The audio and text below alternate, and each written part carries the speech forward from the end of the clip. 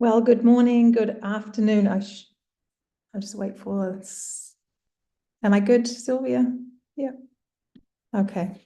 Good morning, good afternoon, and good evening to wherever you're calling from or joining us from today or watching this recording from. Welcome to this third and final webinar in our series exploring power and accountability in global health governance. I'm Penelope Milsom. I'm a postdoctoral fellow at the United Nations International Institute for Global Health, and I'm your moderator for today's conversation.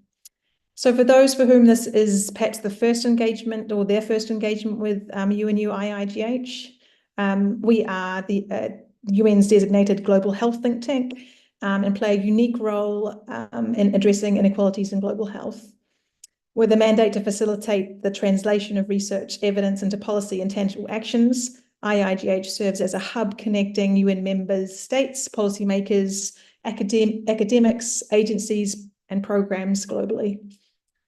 At the beginning of this year, we launched our new institutional strategy, which was a really exciting time. And as part of an overarching aim to address inequalities in global health, particularly in the global south, we initiated a program of work on power and accountability.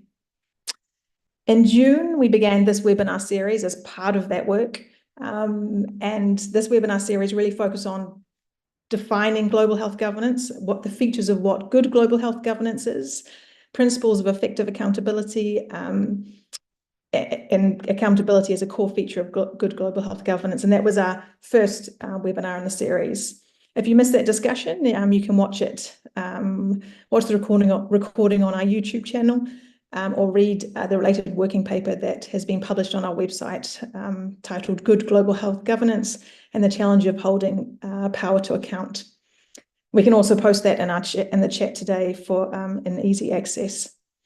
In our second webinar in the series, we explored the shift towards multi-stakeholderism in global health governance that has taken place in recent decades, and how attempts to be more inclusive of diverse actors can in fact be hijacked or co-opted, particularly by powerful private actors, and how this has contributed to replicating or even exacerbating power asymmetries in global health.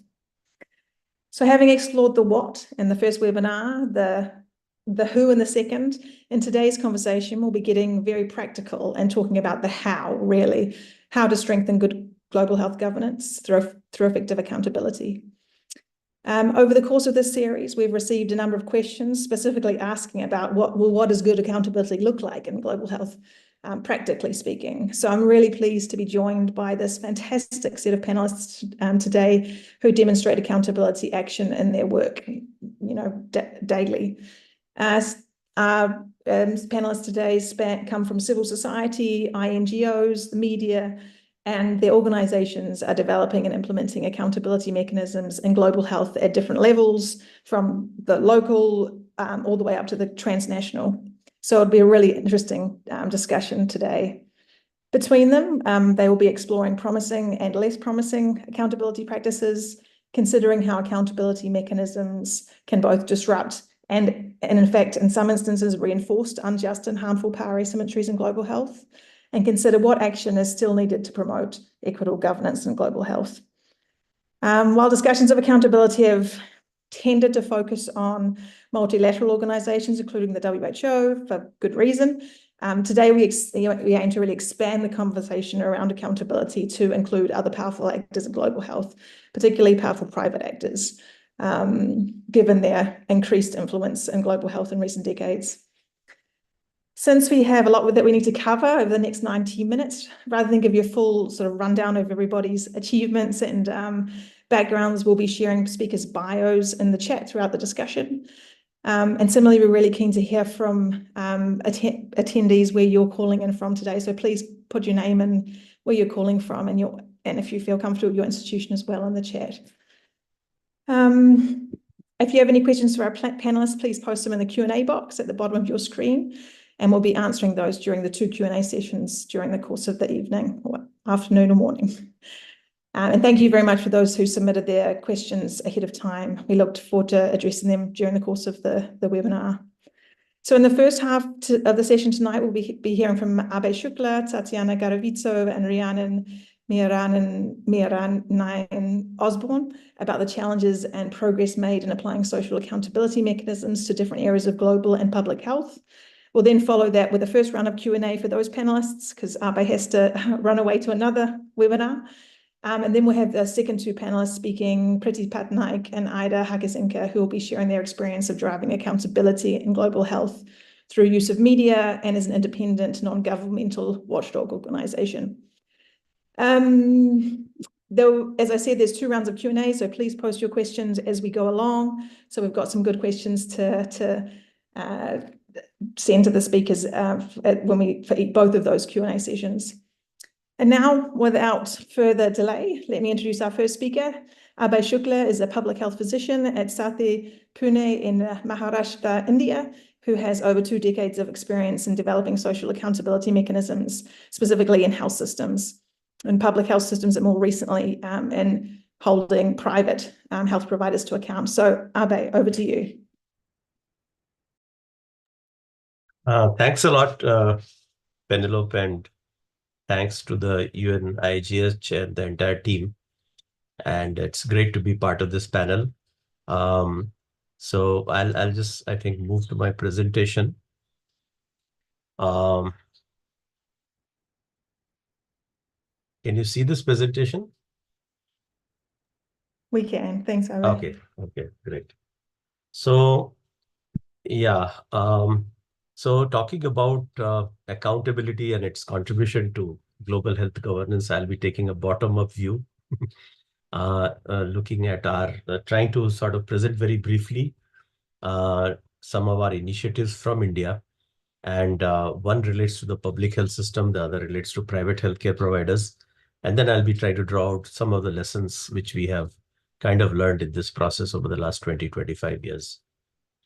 So, yeah, I'd like to start by saying that basically accountability processes, even related to global health, probably will be meaningful when they are linked with locally grounded social accountability processes.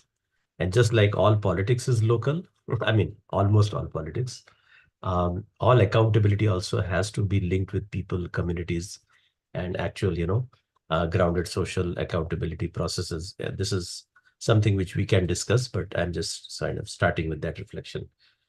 Coming to India, which you all, maybe having some idea about the socio-political landscape in India, but it's a very paradoxical country. And today, you might be aware that India has the 3rd largest number of dollar billionaires in the world. We have more billionaires than UK or Germany or Russia or France or Japan, etc. So India has also the largest number of poor people in the world. So this is the paradox in which we are living. So there are huge concentrations of wealth and power, and wealth and power, as you know, usually go together. And therefore, on one hand, India claims to be the world's largest democracy. We recently had our general elections. But at the same time, our ranking in the democracy index, the VDEM index, fell from 30th rank to 108th rank in just about 10 years. So it's a complex situation that we are working in, and where demanding social accountability is becoming extremely challenging. But at the same time, it's also becoming more and more necessary. So I'll be sharing 2 specific experiences out of our many experiences, just as a sort of a snapshot of some of the work that we have been trying to do. So the first example, and both are from Maharashtra state of India, which is the 2nd largest state of India, located in the western part of the country. The first example is about community-based monitoring of public health services, a process which started more than 1.5 decades back, and which now covers more than 1,000 villages across the state and has moved through various stages, and which started as a very dynamic and I would say assertive process led by civil society organizations. It's probably one of the largest civil society-led social accountability mechanisms in the health sector in India. But with the changes in the government and the political context, it has moved through various kinds of stages and complexities. And the second, which is somewhat unique perhaps, is social accountability of private hospitals during the COVID pandemic, which I'll also be briefly talking about. So firstly, talking about the community-based monitoring, process, which also includes elements of community-based planning. This is a process which has been supported by the Union Health Government, by the Health Ministry and the National Health Mission. And basically, it seeks to create cycles of change through multi-stakeholder participatory accountability processes stretching across multiple levels of the system. It's not just local. It's not just at the community level. Although it's called community-based monitoring, it stretches right from the community up to the state and even national level in terms of its linkages. But it starts, of course, with generating awareness on community health at the community level on health rights. Then that is linked with community-based assessments of health services. Then that is these assessments, this evidence generated by communities is then shared with multi-stakeholder committees, which include civil society, community, frontline health workers, health officials, local elected representatives. It's a very kind of a highly interactive process with a lot of difficult dialogues. And then we have the engines of change, which are public hearings. We have organized more than 700 public hearings across Maharashtra in the last decade or so. And these public hearings are where a lot of mass participation takes place and where social accountability is actually enforced on a very kind of direct basis. And this is linked with also participatory audits of funds and resources and services, and also then decentralized health planning, which involves community-based suggestions and proposals being taken up to reshape the health planning process. So I don't have the time to go into the details, but it has been a very evolving and dynamic process with a lot of what we call collaborative conflict because governments do not like to be held accountable usually, and people usually find it difficult to hold public systems accountable. But at the same time, over a period of almost 1.5 decades, we have seen huge improvements taking place in at least frontline delivery of health services, and also which radiate upwards into the health system. So just to share with you we have done various studies and assessments of this process, which if you're interested, I'll be sharing in the end some of our publications about this. So these are just a couple of figures about frequency of health committee meetings, comparing the CBM areas, the community monitoring areas with the non-CBM areas. You can see a much better frequency of such meetings, and the delivery of services significantly has improved. Where the dark green bars are basically the CBM areas, and the light green bars are a comparison with the non-community monitoring areas. So with this kind of process, we have tried to draw out some of the insights and lessons. So again, I'll just very briefly flag, we have used this kind of a sandwich approach where community mobilization from below and, various kinds of advocacy at the higher levels of the health system, they combine to actually ensure change in the system. Frontline health workers, initially they were quite hostile to this process in some places, but gradually over a period of time, they themselves have become active participants in the process. No issue can be really resolved, no major issue can be resolved without multi-level advocacy and effective problem solving with cycles of change which spread across different levels, which reach across different levels of the system, because community monitoring, raises issues which cannot be often resolved only at the community level. They require higher level actions. We have tried to mobilize public resources even beyond the health sector, what we call knocking on many doors, to solve problems, and to mobilize wider public resources. Social exclusion in healthcare in India, we have the caste system, we have large, tribal or indigenous communities, and how we can lead to, contribute to healthy inclusion is also something we have tried to do. And in India, we have a saying that people know everything. So people know much better about what is going on in the health system, even than the officials, at least regarding the local level. So use of this kind of information is also very important.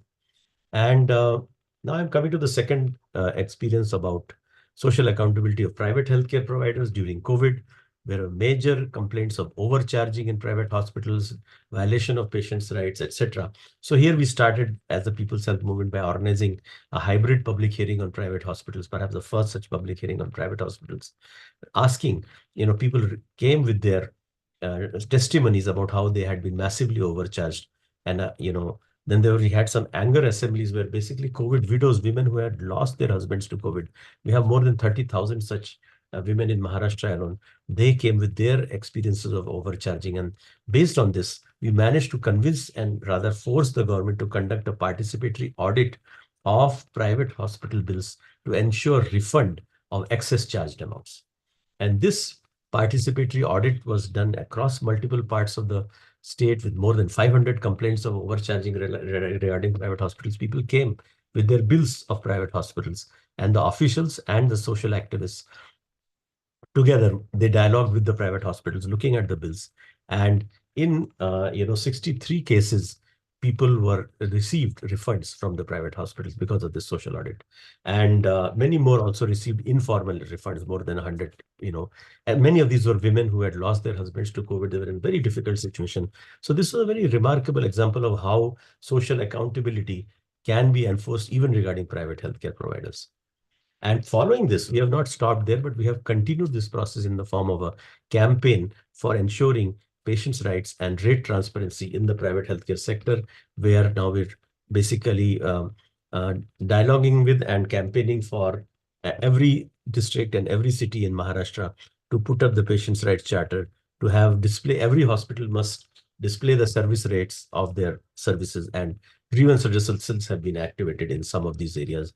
So it's once people have realized that they can hold private hospitals accountable, they then take up various issues also, further issues. So now I'll just come to finally some of our main lessons from this process: how we can reinvent social solidarity in times of shrinking democracy, how we need to expand the notion of public itself by mobilizing a wider range of public actors beyond the public health employees, using a framework for co-production of health, horizontal mobilization of medical victims in private hospitals, promoting a more interventionist form of regulation which is linked with social action, countering policies for corporatization of healthcare, critiquing financialization of healthcare, and the whole process where governance is being replaced by insurance in India, and using a framework of publicness of health systems to both analyze and to critique various public-private interactions and arrangements, and including the whole discourse on universal healthcare. So, without social accountability, neither the public health system nor the private healthcare sector can be reformed or made, actually responsible to people's needs. So I'll conclude here, and you're welcome to see our various publications at our website, and I'd be happy to, contribute in the discussion. Thank you.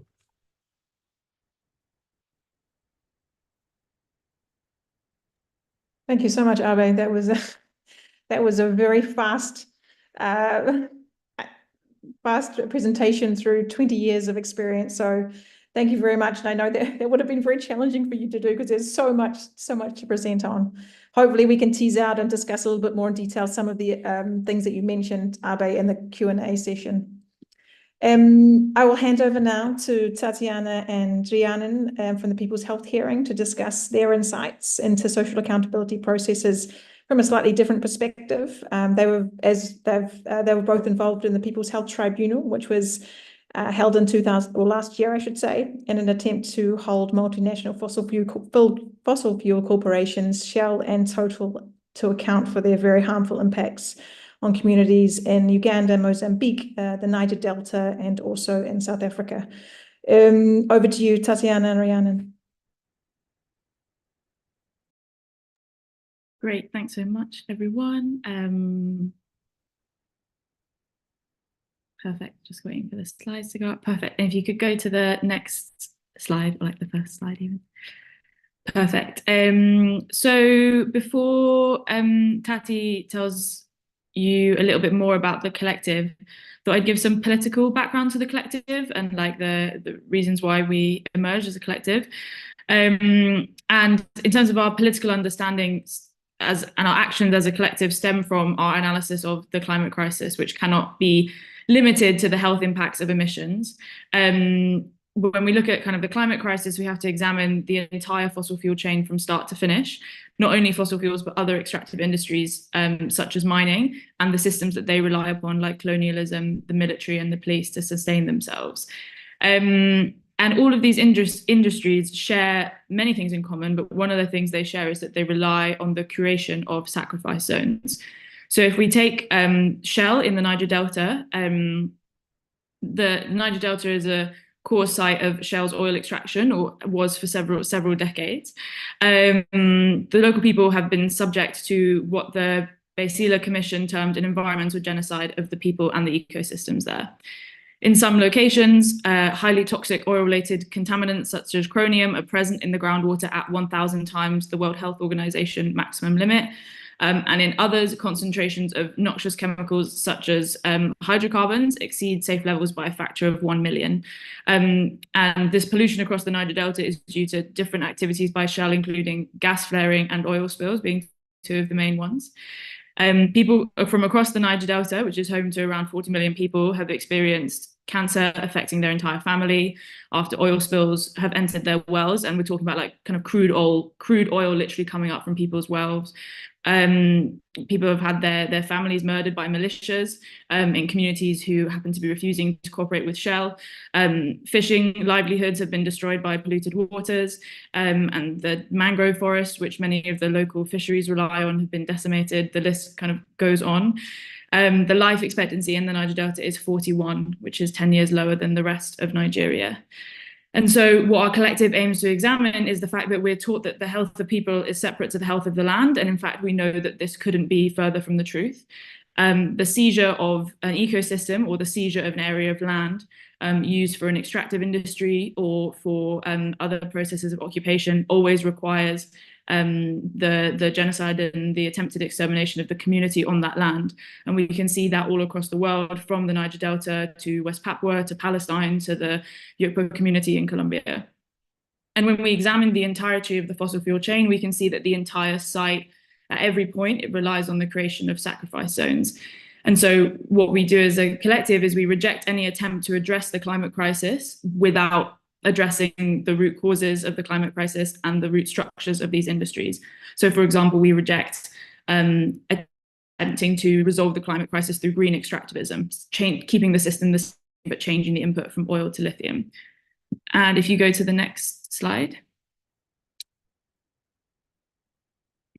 So our strategy and intentions and work as a collective is centered not only in sacrifice zones, but understanding that these sacrifice zones and extractive industries do not exist in isolation. They exist as part of a colonial capitalist system, which requires the endless concentration of wealth and power to be sustained, and requires the violent extraction of wealth, life, and health from people and ecosystems.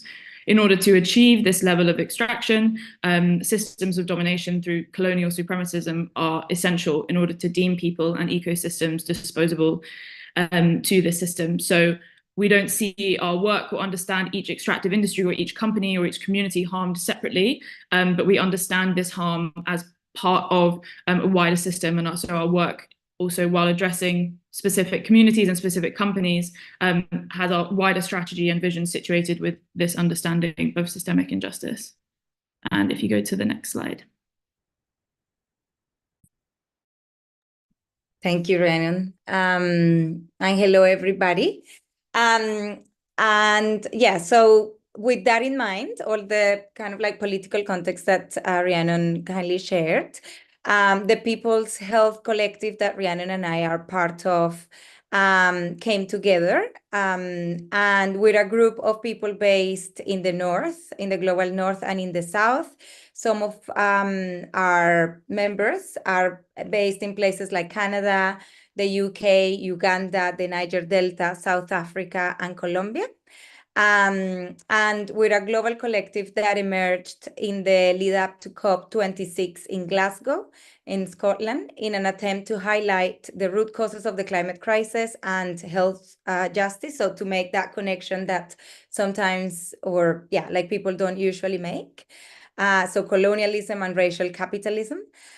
We focus on the struggles of frontline communities facing extractivism, or, you know, how Rhiannon also explained, sacrifice zones.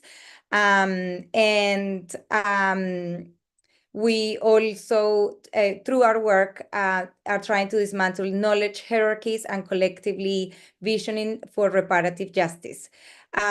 We are rooted in health justice, racial justice, environmental justice, and climate justice movements. So all of us are part of these movements wherever we are.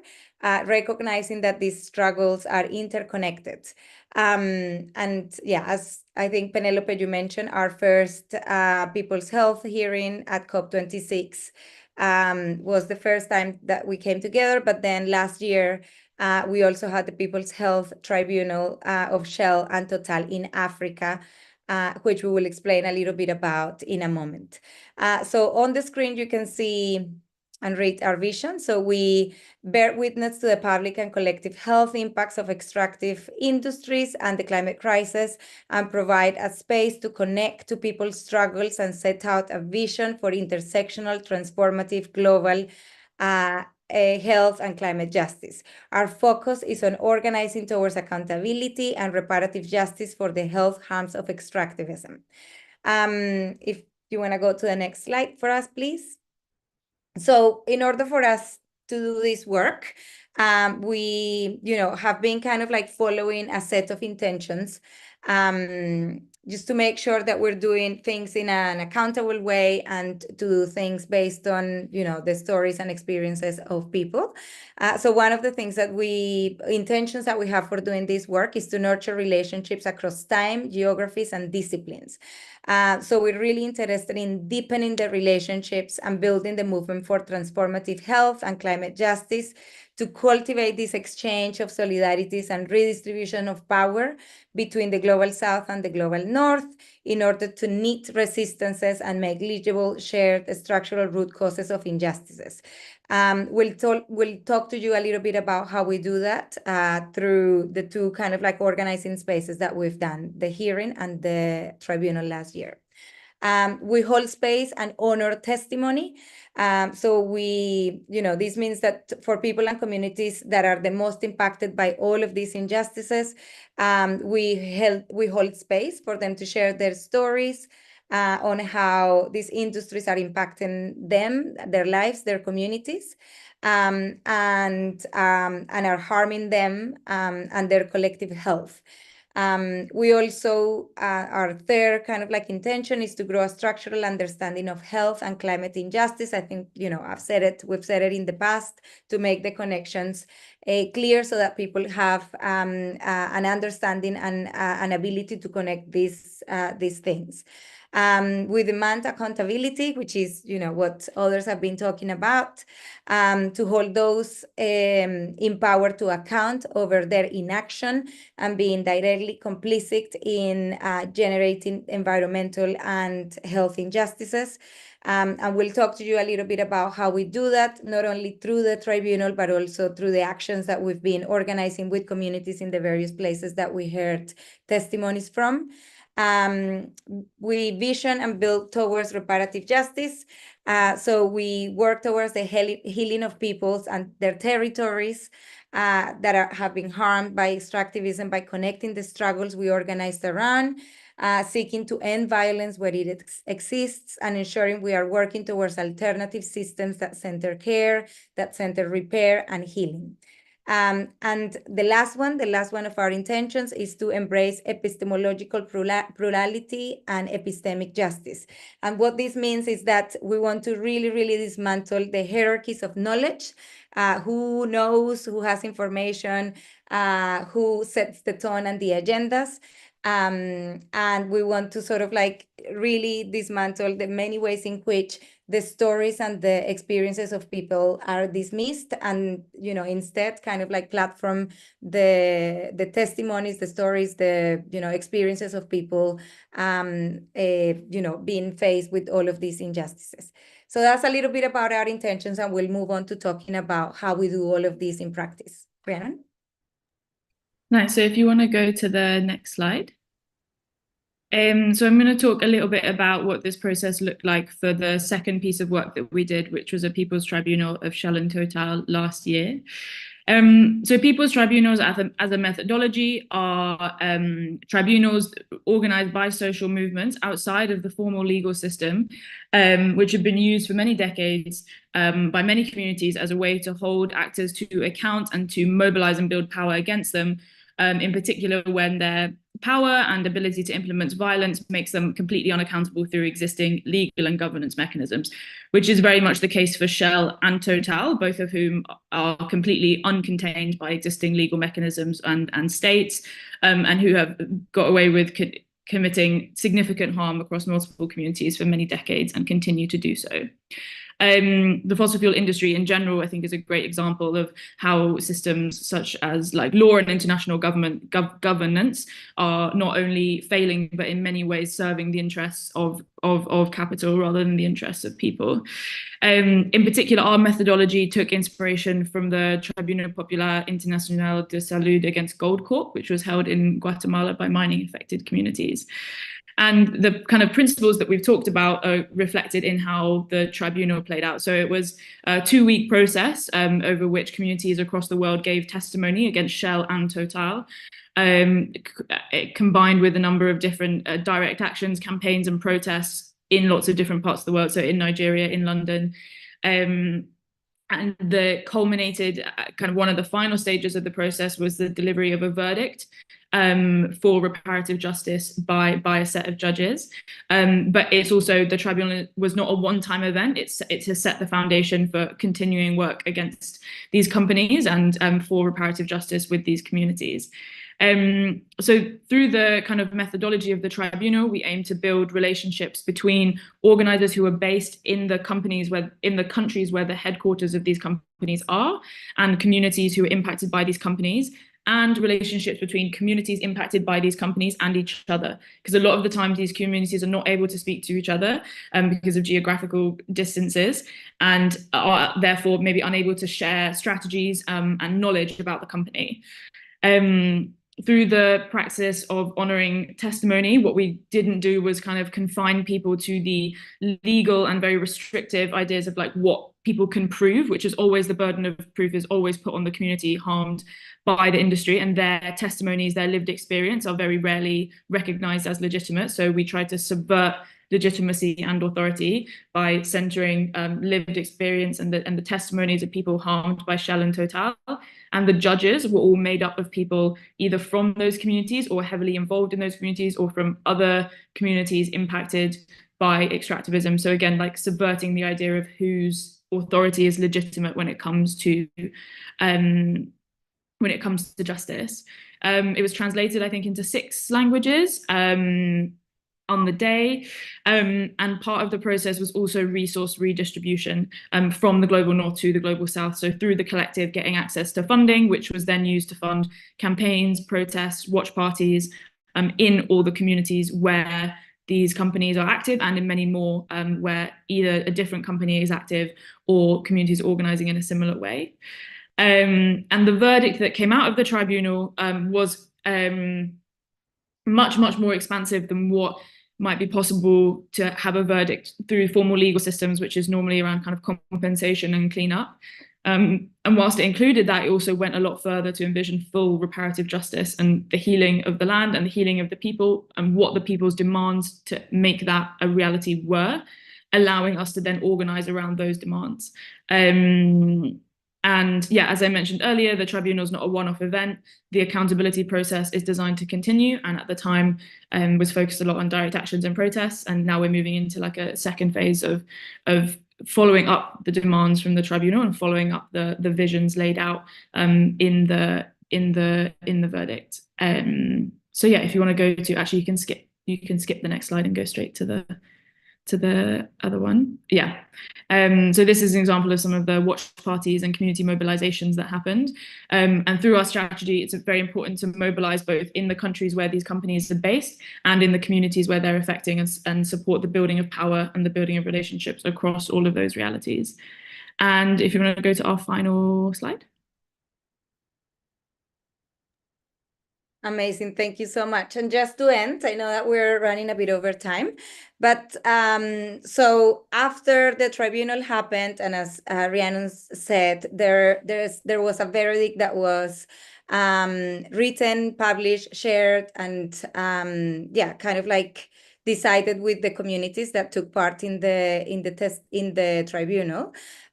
We have been following these guiding principles that are on the screen. So the first one is the accountability to affected communities. As we said, of course, like, you know, this whole process is and our collective as well is accountable to those communities in the first place.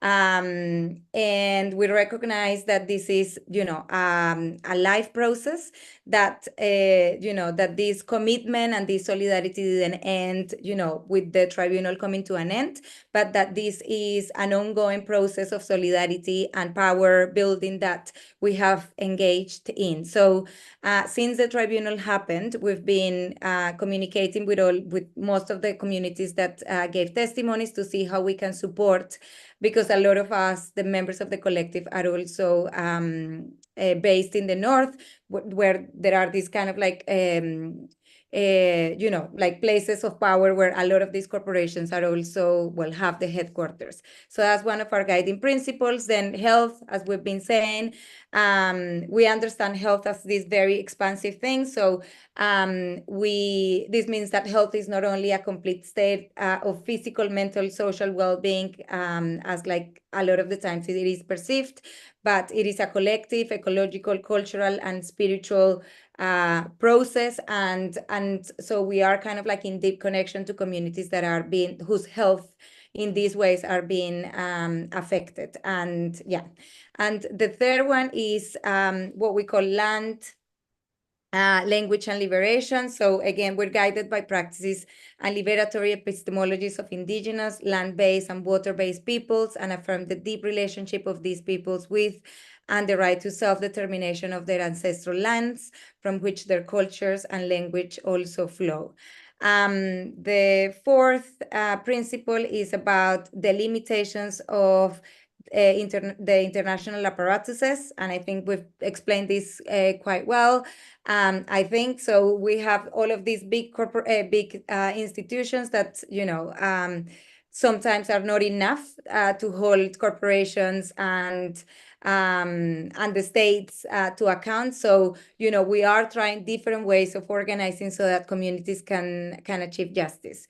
And, you know, as we've been saying, also another one of our guiding principles is dismantling of hegemonic systems of power.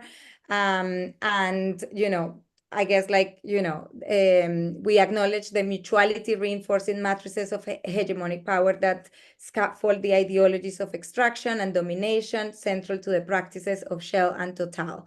So that's colonial racial capitalism and the ableist is heteropatriarchy. And so we are really committed to dismantling those systems. And the last one, which is, again, what we've been saying, and I think the previous speaker was also talking about, is that these tribunals and these kind of like platforms, infrastructures are really an attempt for us to build new practices of world making, where we've been talking about, you know, how we need different systems of power, and so what we are doing is we're kind of like, you know, creating those things so that we can actually have different things in place. So to imagine, dream them, and actually have them, you know, to work. And I think we can leave it there. And sorry that we've gone over time a bit. Thanks so much, both, and thank you, Abe, as well. Again, let's move quickly on to a Q&A for these first three panelists. I might just, if I can open with a question, if that's okay. I'd like to just reflect on the motto that Abe mentioned of nothing about us without us, and then Rhiannon mentioning that a key purpose of the Tribe People's Health hearing was to connect communities in affected countries with people living in countries where these companies are headquartered. So I guess an attempt to bring people's grievances closer to this sort of source of central power. I guess my question is for Abe is how do we sort of, you mentioned at the beginning when you were talking, Abe, how do we translate, you mentioned it's really important that we need social accountability at the grassroots level, and that needs to be translated at the, you know, at the higher level as well, national and global level. So my question is really, how do we translate those effective mechanisms of social accountability that have been happening so well at the grassroots level, how do we translate that to the national level, national health policy making, and also, you know, not necessarily health policy making, but other policy areas that affect health, or even at that global level? Yeah, of course, that's a pretty complex question because as we move from the local to the national level, we move from social action to politics. And it becomes whatever action is required to make health systems more accountable and also to make them more responsive to people's needs. They involve political changes and policy changes. So that is why purely local social accountability processes, if they are not also linked with some sort of political processes, will remain limited. And that is where a more complex transformation is required, where scattered, maybe decentralized, local demands, complaints, grievances, and also, local movements, they need to come together and also, combine, build alliances, and pose, a higher level sort of, I won't call them demands, but more like policy proposals, political, intervention, which can actually impact on the, governments at this, maybe the state level or the national level. And when we move from the national level to the global level, it becomes even more complex. So I won't get into that right now, because there, actually, you don't have anything like a global state, you see. So you just have a collection of country governments, which each of them has their own, mode of functioning and priority, and nobody's accountable to anybody else.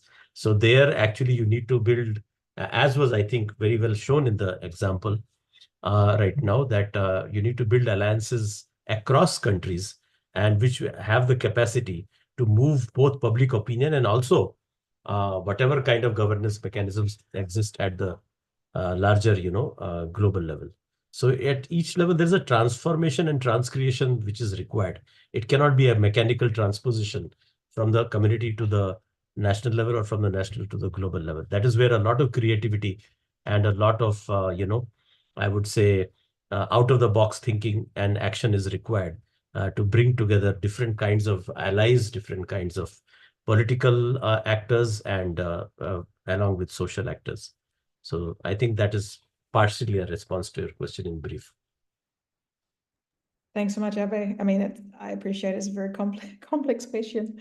And Rhiannon or Tatiana, would you like to add anything to that question?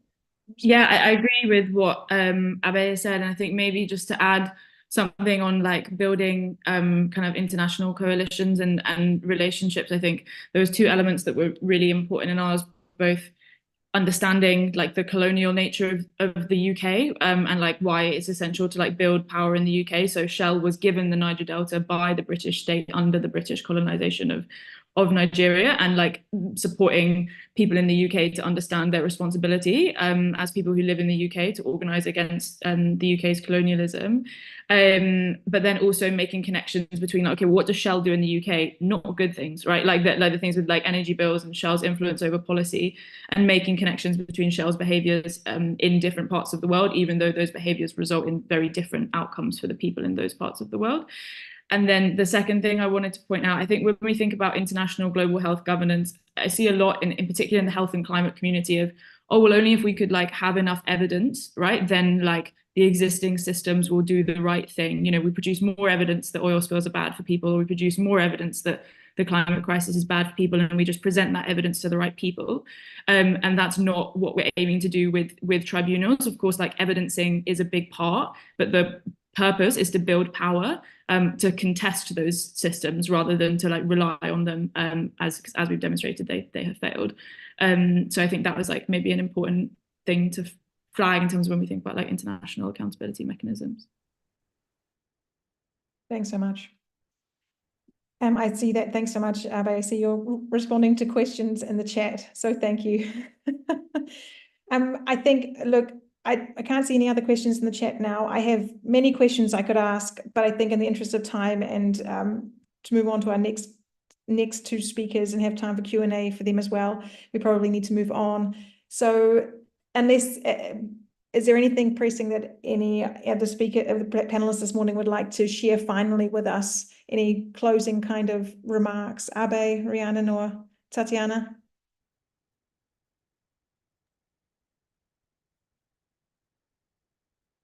Okay. Yeah, right. it would have been good to have a little more question answer because these are actually quite simultaneously intensely practical issues and also which require a very clear perspective. So it's only Thanks, through Abe. the fusion of ground level practice with a very well, understood broader perspective that we can do these kind of activities in whatever form. And I mean, I'd like to say that, unless there's a saying in Spanish that unless we invent, we will make a mistake, something to this effect. So, so I think someone, Simon Bolivar or somebody had said this. So, in the current situation, if we want to build social accountability in a very shifting, dynamic and complex kind of environment where forces are acting at multiple levels, and there is huge amount of power which is hidden, which is not explicitly, articulated, but which has huge impacts on people. Like, for example, multinational corporations. I mean, ordinary people in a particular place may not be able to directly even engage with them. It requires very creative, formation of linkages from both levels, from the local to the national and global level, and from the global and national to the local level. And there's a cycle of change which we have to think about, which links all of these levels together. So we cannot just say, no, we'll only work at the global level, or we cannot say we'll only work at the at the local level. So there has to be these kind of cycles of change which interlink actors, which may not be very similar. There may be very different kinds of actors in a common cycle of change, which unites all of us around a common kind of goal. That is what can actually lead to change. That is at least our kind of experience. Thanks so much, Abe. And yeah, I absolutely appreciate the time pressure is real, and we could have we could talk about this for hours, of course. I think now we should move on to our second two speakers,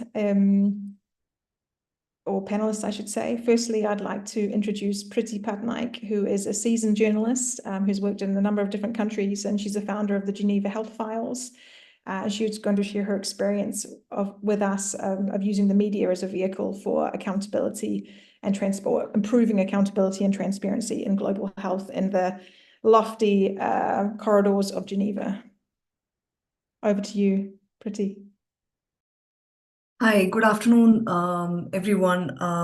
Thank you so much for the invitation, and really it's my pleasure to be in the company of such established and inspiring practitioners. For those of you who are not familiar, I'm Priti Patnaik. I'm based out of Geneva, Switzerland.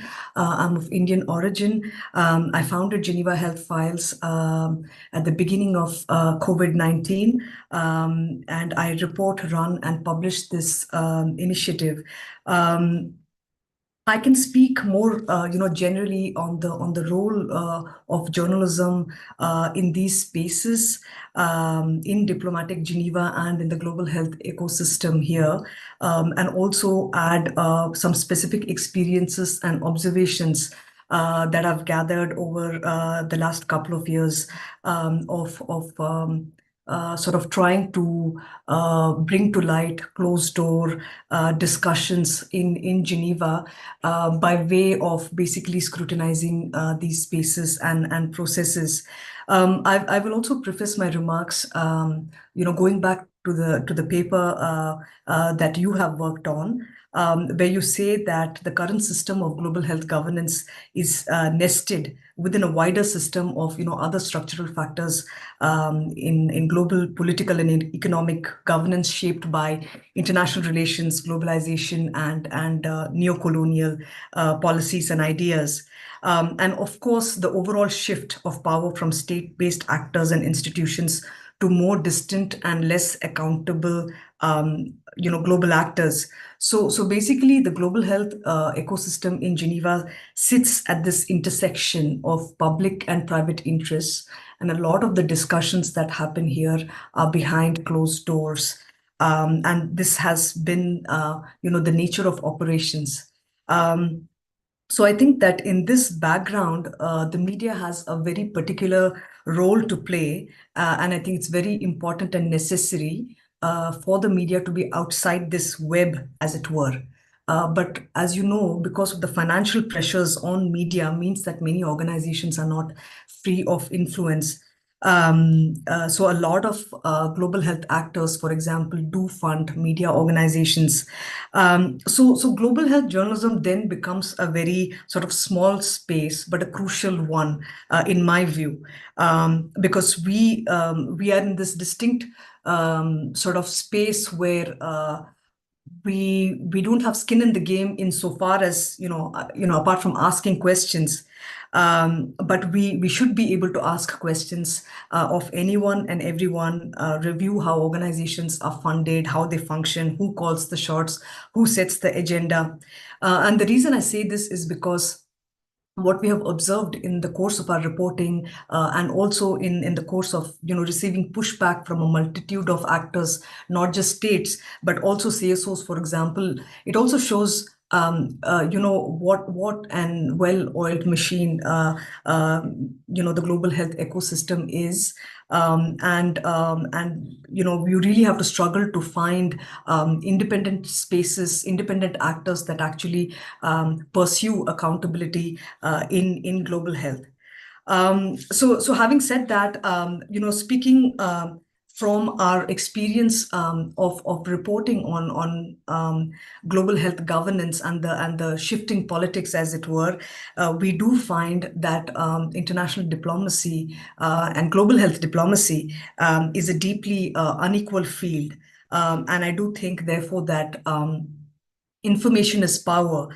So journalism, in my view, it can play a crucial role in basically trying to provide a level playing field for all countries. And I do think that journalists should act as neutral observers who can hold a mirror to the state of play without fear or favor.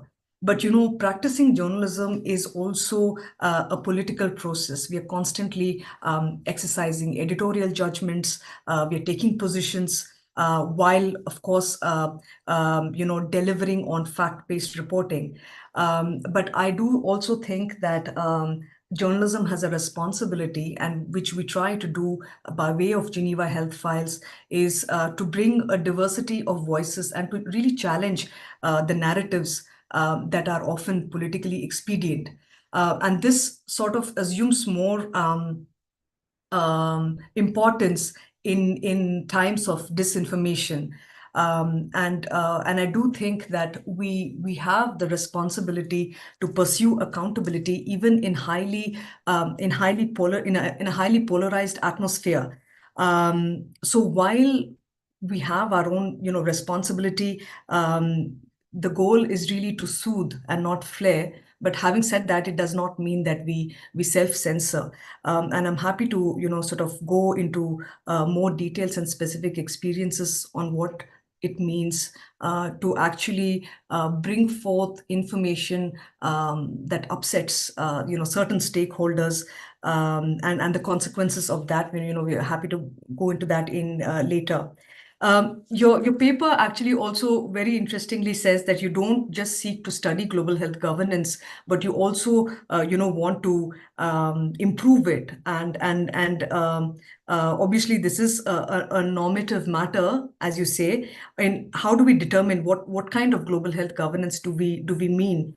And then there are two ways you suggest. One is, of course, the approach of improving global health indicators, and second is to look at processes and practices that lead to fair, inclusive outcomes for global health governance. And I think that journalism has a particular role in the second part of this sort of objective, which is that we want to contribute to transparency and accountability, in global health policy making, and basically using journalistic methods to also inform public debate. And Geneva really was, and to an extent still is, one of the least scrutinized spaces. And I think Abhay sort of alluded to it in his remarks as well. No one is accountable here, right? Because it is some form of an international government. A lot of Geneva-based agencies, regular freedom of information rules, act, requests do not apply to them. And if you remember recently, Health Justice Initiative from South Africa was working on getting pricing and procurement information from a Geneva-based agency. And a lot of those decisions are protected by confidentiality clauses. And during COVID-19, member states did not have a forum where they could basically take their concerns, and of course some of these questions have been raised, and there are attempts to change this for the future. But I think that I find this remarkable. You have more scrutiny in Washington D.C., in Brussels, at the European Parliament, but not in Geneva. Not enough in Geneva, at any rate. So I do agree, and you talk about public-private partnerships. Where this kind of decision making is really diffused, and that's absolutely right. These kinds of structures are insulated from accountability, and it makes it really difficult for individual actors to do so. And by way of solutions, you suggest that there could be horizontal accountability relationships, and I agree. And also what Abhay was just saying before this panel, which is that you have to be creative in the whole constellation of actors that could engage in accountability from the local, regional, national, and global levels, because I do think that a lot of the actors are not fully independent. So there is scope for horizontal accountability relationships, but we really have to see. I don't think that universe of those kinds of actors is very big. And the other thing I would say is that there are, of course, built-in audit mechanisms, external review mechanisms in these institutions. So there is sort of an ostensible attempt at accountability, but these are not fully and truly independent. And I think that there is a problem here. Also on what we have also observed is you cannot insulate geopolitics from global health policy or foreign policy, and this also makes seeking accountability more difficult. This question of evidence has come up, and I agree that evidence is important, but I've also come to see that evidence has just becomes like a tool to beat up people with, or we cannot take action on a certain thing without this kind of an evidence, and so on and so forth. So I think that the use of evidence is also sort of being deployed very, very politically. And finally, I think I will sort of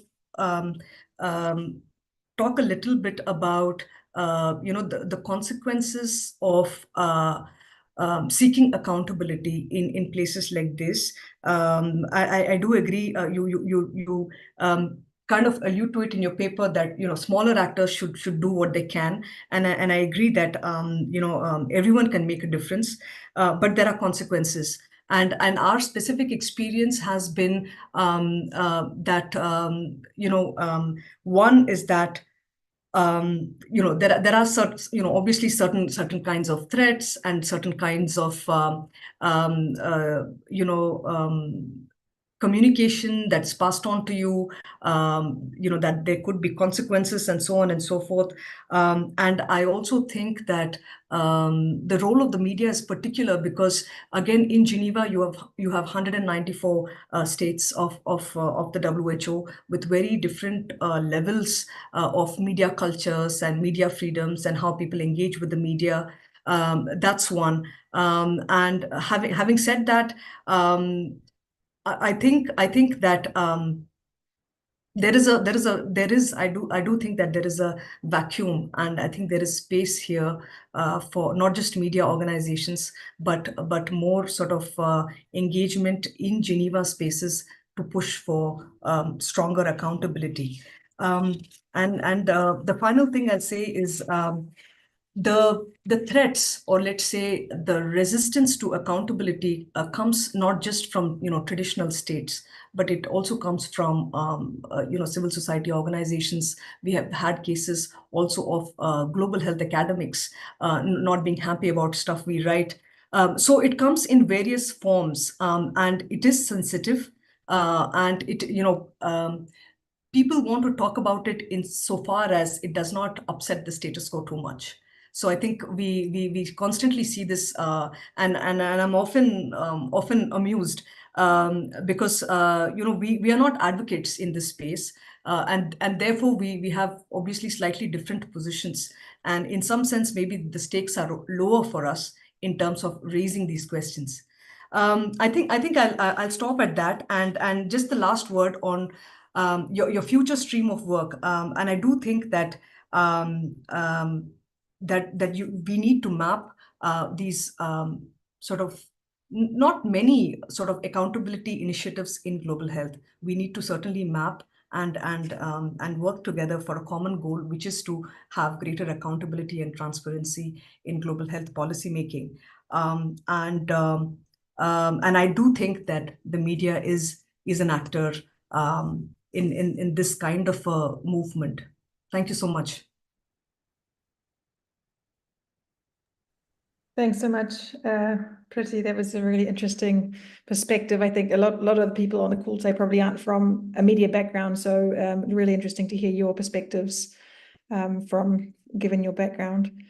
We'll now move on to our very last speaker for the evening, Ida Hakazinka, who is a highly experienced public health specialist and an economist. She is the current director of AidSpan, and she will be sharing her extensive experience of strengthening accountability, specifically of global health funders. Over to you, Ida.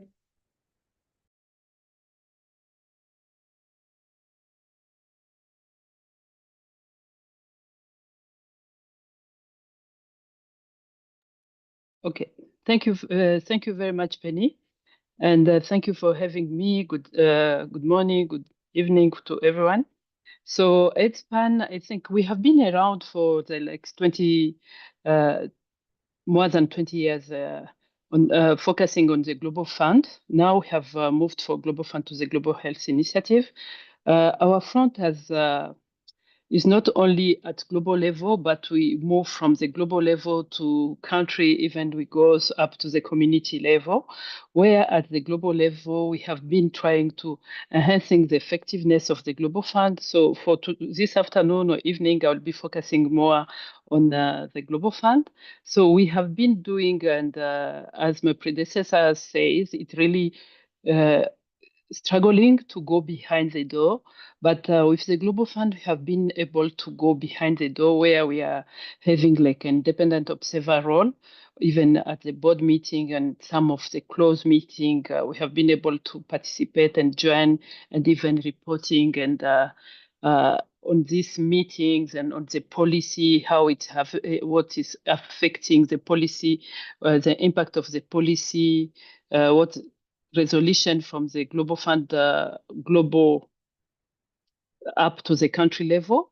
So we have this active participation where our team attend crucial meeting, including Global Fund board session or replenishment processes and regional meeting. And we have tried to keep our constructive feedback mechanism at where we have an open channel. Feedback with the Global Fund Secretariat, OIG, in country sector stakeholders, including the country coordinating mechanism, the principal recipient, the sub-recipient. So for those who are like being implementing the Global Fund level, they can understand this language. We have even written an article saying, criticizing the Global Fund, how it is difficult for someone outside from Global Fund ecology to understand what Global Fund is saying in simple language. So we do also conduct an in-depth analysis, and our work includes like what is happening when a Global Fund board taking a decision, how how it impacts at a country level, and how the processes which intend to leverage the power or participation, how it sometimes have another impact at country level, where when you are doing a funding request from the beginning, where you have like already a strategic plan, you are processing with a funding request, and the end product is not what at country level people are expecting. You can say also it can be the public level, but sometimes it can end up where we have received complaint from community saying, you know what, this is not what we intended to do, but the end product is not what we are receiving or what will be implemented. So at the global level, we have been trying to do, and also at country level, we have been trying to push an accountability and effectiveness of the Global Fund grant, where we have been trying to do, like saying, advocacy for local institution, where promote use in country institution, and also working with the community at the end level, where the community can give the feedback at the global level, national level, regional level, and where people we can see the impact, and even raise question about what these investments are coming to do and if they are really impactful or not. And we have also trying to do, because if we have been doing, we did a study where we find out most of like 60 or 75% of the Global Fund grant at country level goes to the public institution. So for us, we're like saying, can you use, if this funding are going to the public institution, you should also at least doing the working within the system, following the public financial management. What can I say? Using the country system, auditing, accountability mechanism, existing accountability mechanism, than establishing something which is really vertical. So this have been a long journey. What can I can say? And at the end, we have been trying to strengthening engagement with stakeholders, knowledge sharing dialogues among the civil society, government, and other, and sharing also the practicable implementation of some policies. In those policies which are like they're taken in the goodwill, at the end of the day, sometimes you say we will see the power at country level or even at country and global level is not. It's not. What can I say? Or it's affecting people. Then it's affecting people, and the result is not what it was intended to be. And I can give more examples in the following question, if there's any. And also we have been trying to do like amplifying the voice of the communities, where we have been advocating for really a participation and having the implementers giving feedback on the policies and what is happening at country level. And we have tried at certain level, we are like trying to see at ESPAN, I think 2018, where we are like asking, is the global fund where we are seeing like 60 or 70% of the funding going to the public level using the accountability institution at country level? In 2018, we find out only in sub-Saharan Africa, we found out only 8 supreme audit institutions were like auditing global fund funding. And we find out also it was more on financial, and others were like using completely private auditors. And for us, we are like struggling and saying, of trying to advocate, like saying, we know if you are using the public government to implement some of your program, you should also trying to use the existing and constitutional mandated institution to audit those grants. Where we are saying supreme audit institutions are in some country really strong, and when they are strong, they can even. And I can say here in this platform, those who have been working with the government, no one in the government want to go at the parliamentarian level where they can explain what is happening in their own sector. Any ministers, if you go there and asking them, do you want to work with a private auditor or supreme audit institution, they'll choose directly the private auditor because they know that the supreme audit institution, the report will go up to the parliamentarian level and they can be called to and held accountable of what is happening. So we started advocating, and we are like happy to see that the Global Fund have changed this policy, like saying the first auditor, depending on a country capability, should be the supreme audit, where 60 or 70% of the funding are going to the public financing. So we have been trying to bring up to link the global level to country, even to communities.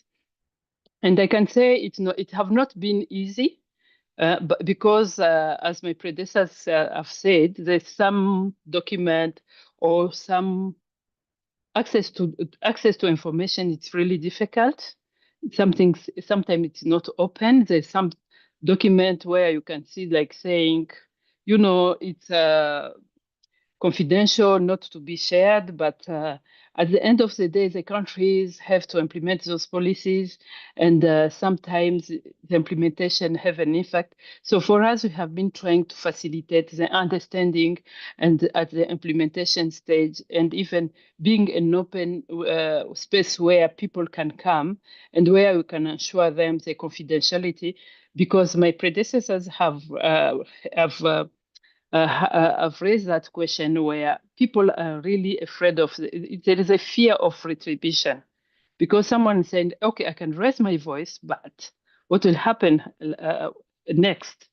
I can lose my job. I will not be able to join any organization because, because of this report, or what can people like, I'll be prevented to get another job, because what we have been facing, it's more fear of retribution in this space. And then I can say people are like close to say, we have been trying to secure or put building confidence on people who are like bringing their issue to us, so we can be either reporting it under the Global Fund Observer or l'Observateur du Fonds Mondial, because we have a French and English version, and we have what can I say, wide stakeholders where people can come and engage. And then we have been trying also to engage, even when we are raising specific issues, to engage the Global Fund Secretariat, the OIG, and coming back and asking, OIG is a Global Fund Inspector General auditor, where we can say, there's this issue, how are you following up? And if we got, and they have been trying, we have been getting responses, but for us, we are not binded by the response, because to keep our independence, we don't receive any Global Fund funding. So we have been getting grants for other people, but for our independence purpose, we have been trying to keep our, what can I say, not receiving funding from Global Fund. So I don't know if I've covered everything, but I'm here, and thank you for the opportunity, and for my predecessors. I've learned a lot from them. Thank you. Thank you so much, Ida. That's, certainly some very interesting challenges that you've come up against in your work with the Global Fund. So thank you so much. We're running a little short of time, so we'll have a shortened Q&A again this time. But I think we certainly have time for us to run through a few questions. So if anybody has any questions that they'd like to put in the chat, please do so. And panelists, if you feel like responding in the chat itself, also feel free to do that, just so we can get through all the questions. I guess I might start with one, since we don't have any in the chat from the audience right now. So Rihanna mentioned evidence is never enough. Priti, you mentioned that the use of you kind of insinuated that the use of evidence can be co-opted or highly politicized and used in different ways for different, by different stakeholders. Ida, I'm not sure what your experience of that has been, but I guess my question that kind of links to that is, sometimes accountability mechanisms can in fact deepen or entrench existing power asymmetries, or they can be kind of perverted in a way. Do either of you, and also previous panelists as well, please pitch in if you would like to respond to this question. What have you had any experience with that in terms of accountability being a mechanisms where the intention or the proposed intention is good, but they've been co-opted or actually entrench existing power asymmetries in global health or locally in public health? I don't know, who would like to, Priti, would you like to perhaps take that one? I think on evidence, evidence, it's a given that you need evidence for accountability, but that's not the only thing, because it's also the question of political will to change things. And I think that the other way that I've noticed international institutions respond to this accountability question, is death by committee, that you will have like a zillion committees and like a complete labyrinthine maze where you completely lose track. And I think this is by design as well. I'm saying that evidence is important, but that's not the only thing. And sometimes it's never enough. Like you said, it's never enough. Also, people choose to believe what is presented to them, and that's the one specific incident that happened recently was we publish information and then it is dismissed as fake.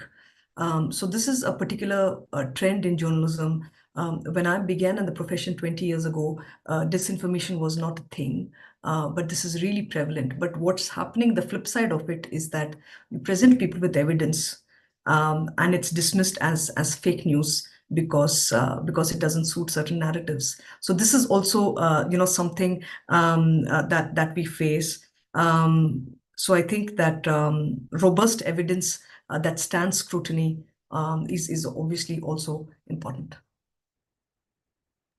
Thanks so much, Priti. Ida, over to you. Yes, I think I agree with what Priti says. And the other thing I find difficulty to like, at sometimes the intent of putting of the decision makers at global level can take a decision on a policy like a country ownership, where you can go and saying, all programs should be country owned. But when you are following the process to get that country ownership, what we can say, if you go like specifically in the global fund arena, we're saying a funding request. The step to get a funding request approved, and people who are like involved to give comment and change what the country have written, or like the expression based on their existing country strategic plan. It really, you can find two different documents. And at certain point, you'll wonder what is happening in the middle. What is what are the power behind those changes? And how can country react? And are there any, as my predecessors have said, is there any other power we can make this change happen? Because for us, we have been following closely at the Global Fund. We have found out there's so many policies at the Global Fund board level where people are saying, okay, this is really good. We need changing like for the round base to the funding request processes where it will be more equitable, more people are accessing for funding, but in the country ownership. But at the end of the country dialogue, the iteration with or the discussion with the secretariat, other stakeholders, at the end of the day, the first draft of a funding request, and when we are going to read the last approved and funded request, it's completely two different documents. And you wonder who is intervening, who is have the power to change this. The country ownership principle are really applied.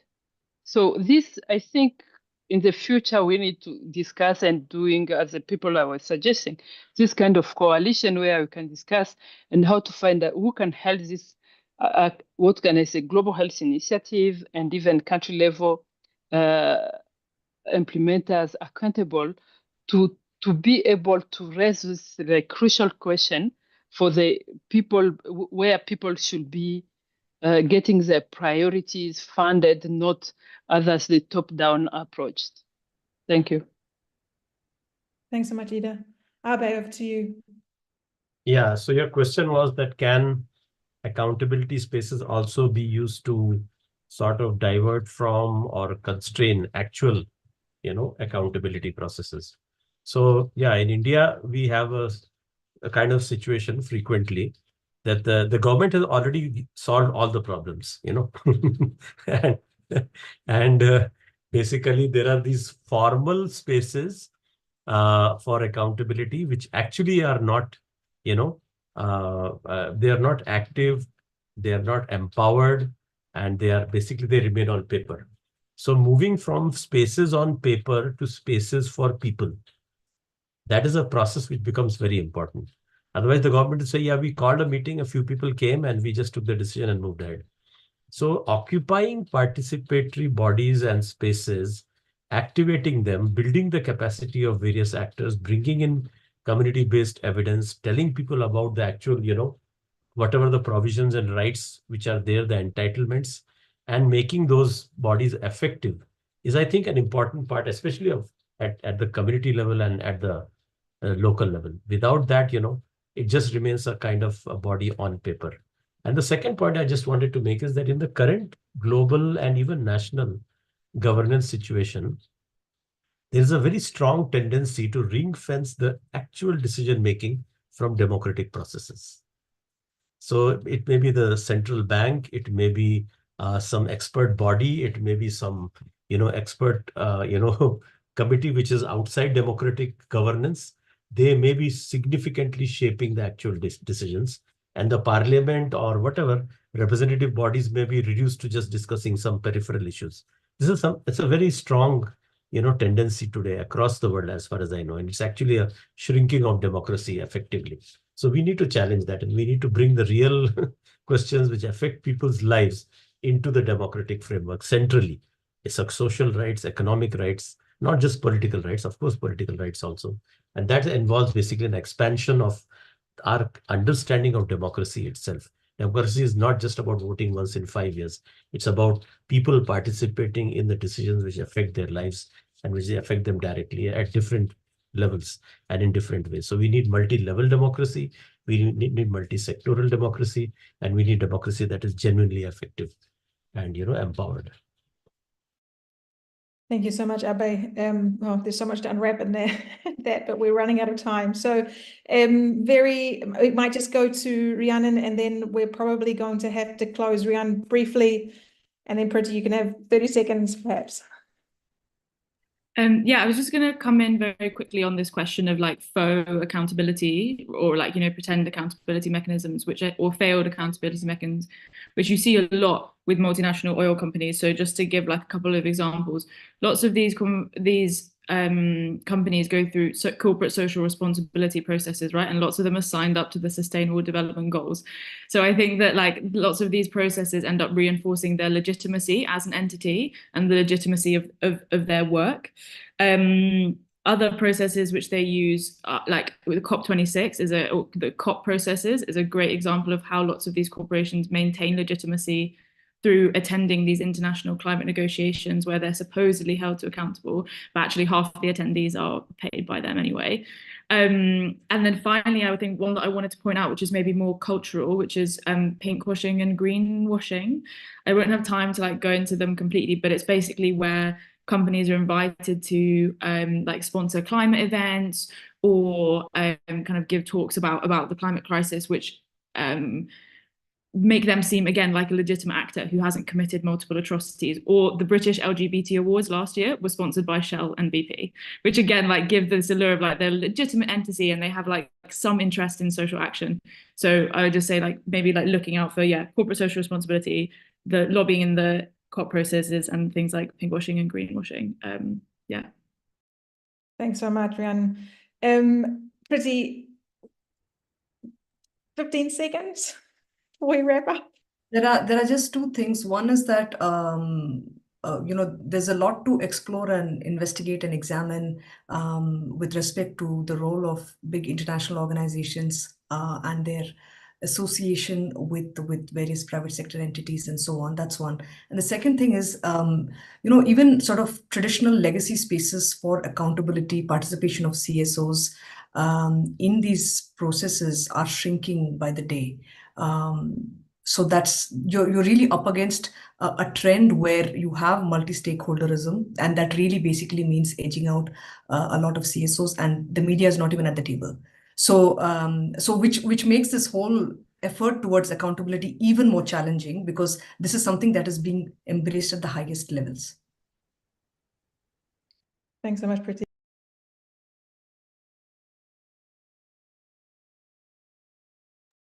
Your Henry, mic you've is muted muted. yourself. Thank you so much, everyone. We've got 1 minute to go. I'm going to hand it over to David, Professor David McCoy, who's our research lead. Thank you to all our panelists, and thank you to everyone for joining us. Over to you, David. Yeah, very briefly, just to say UNU-IIJH is a UN body, but it's also an independent and academic think tank within the UN system. And so our role in all of this is really to try and shed light on some of these complex issues, provide some academic insight into the interface between politics, evidence, the kind of technocratic elements of holding institutions accountable, but also for us to be able to create a platform, to be able to convene people from different parts of the world, from the grassroots all the way up to people working at the global level of governance. And the final thing that I want to say is that, as a UN agency, we're rooted in a bunch of normative principles, and we need to keep reminding ourselves of what those normative principles are, and to keep fighting for them, because this is really normative principles about the kind of world that we want to see, and the kind of global health system that we want to have functioning. And with that, I think there is a need for courage to be able to speak truth to power, to be able to hold powerful actors accountable. And that's something that no one single organization can do alone. So I'm really looking forward to working with our panelists who have been brilliant at this webinar, but also everyone who's been attending this webinar, in the ongoing challenge of making global health governance more effective, more fair, more transparent, and more equitable. So thanks very much, and keep watching this space. More from us will be coming. Thank you. Thank you so much, David. And thank you again to all our panelists and for everyone joining us today, tonight, this morning. And please stay connected with us via our social media accounts or join our mailing list on our website. Thank you all, and goodbye. Okay, bye. Thank you. Goodbye. Thank you. Thank you so much.